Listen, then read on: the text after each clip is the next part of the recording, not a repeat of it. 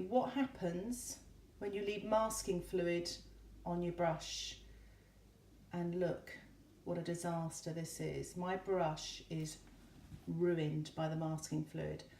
One is I should not have used a beautiful Kolinsky Sable brush to put masking fluid on. So lesson number one, don't use good brushes. Use an old brush that you don't mind this happening to. Okay, but lesson number two is do put on the liquid soap. This wouldn't have happened if it had liquid soap on. But if it does happen, or if you've got brushes lying around that you think you've ruined with the masking fluid, what you can do is there's a really good thing called Sticky Stuff Remover, and it cleans adhesive, gum, tar, wax, crayon grease. It doesn't actually say it cleans masking fluid, but it does. It's brilliant. So what I'm going to do is I'm going to put some of this in a pot, squeeze some in a pot like that, just a little bit at the bottom.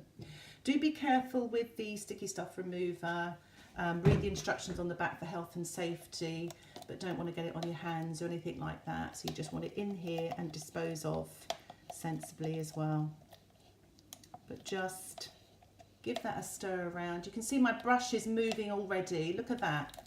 And the colour of because it's clear, the Sticky Stuff Remover, but you can see already my brush is starting. It's still got a bit of masking fluid on there, so I've got to just work into the brush, the side of the pot here, just to get rid of that. And still see there's a little bit on there, so I've just got to keep working at it. This is real time, so it just shows how long it sort of takes. Try and get this gunge off my brush. It's got quite a sweet smelling smell, this Sticky Stuff Remover. So it's nearly there. Just working my way till I get all of the masking fluid off.